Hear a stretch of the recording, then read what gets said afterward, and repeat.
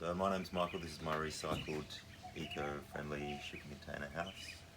I've been living here for about 10 years and started building in the biggest wet season Darwin's seen in the last few decades, so it was challenging, but it's come together pretty nicely. It's still basic, but it's pretty functional and only draws 3 kilowatt hours a day between 2 people, so it's pretty efficient. So this is the outdoor bathroom.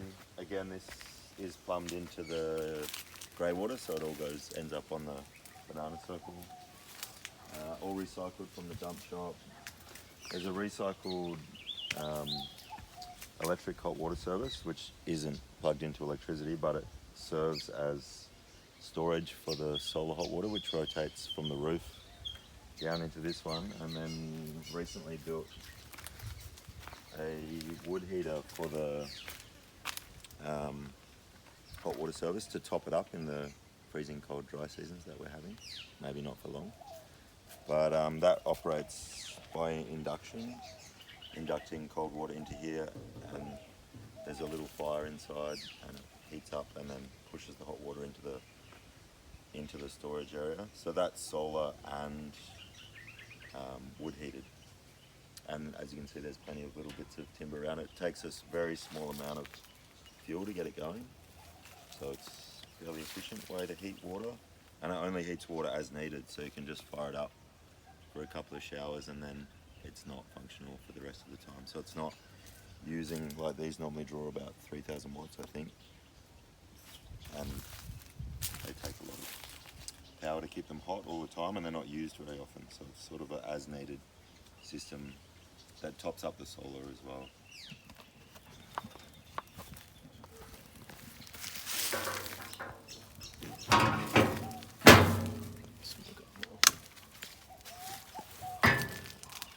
And then this is very deliberate fire suppression, so no sparks end up out in the bush. And there's a little irrigation outlet here to keep it damp around here, to light the place up.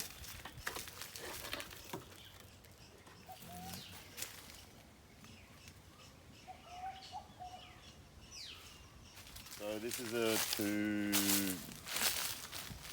two-chamber composting toilet. So there's a chamber on the top that fills up, and this is the composting chamber that's fly-proof and light-proof, so no flies can get in and no light can get in, and it's aerated by this pipe, which is darker on the top and lighter on the bottom, so it draws heat up.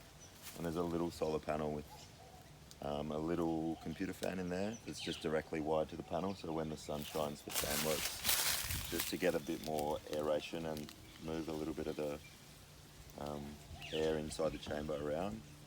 So the top chamber, once it's full, there's 2 chambers inside, gets switched with the bottom one, and the bottom one gets put over into the pile there, and they sit there for probably a couple of years as they slowly compost in order, and then by the time the last one's ready to go back into the system, it's just compost, and it's pretty good for my container. First went down, it was actually too hot to work inside there.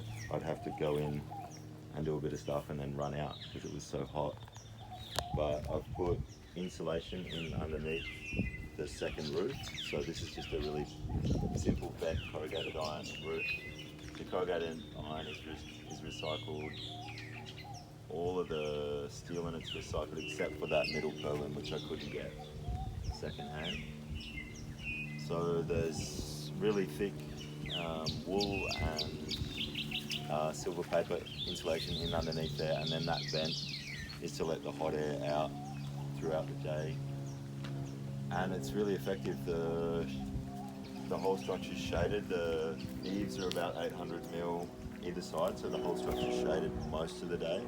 I get a little bit of sun at this time of day on the western wall, but otherwise it's fairly well shaded, and it's quite comfortable in there most of the time. So it's light construction. It does get a little bit warmer, but it cools down really quickly, and it's got windows and fairly good ventilation and a big door, so it actually cools down really quickly. So that light construction concept.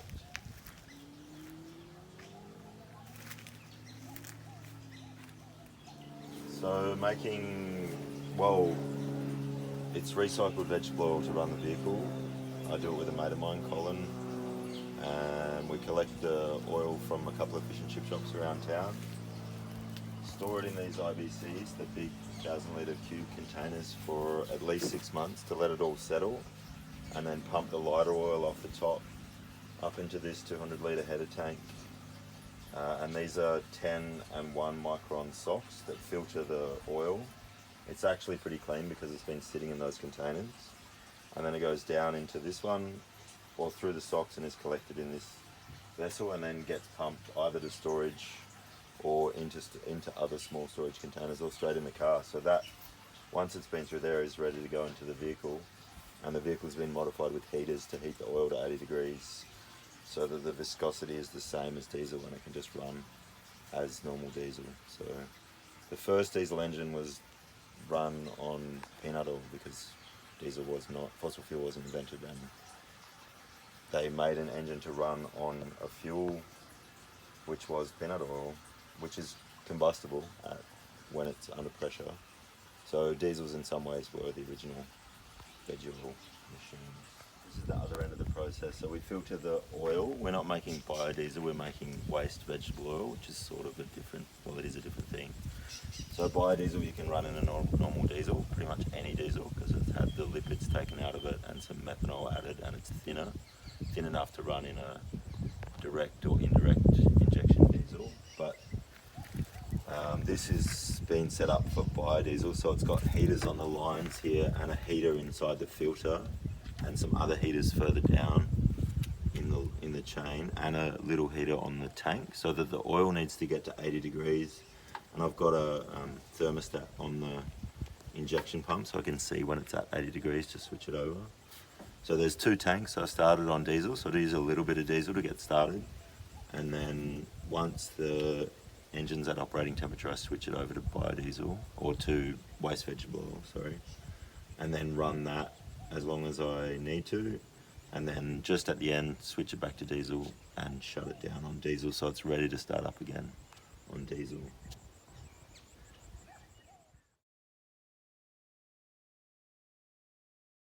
Got sand in the bottom, a little layer of hay to help the moisture absorb up, and then a layer of topsoil.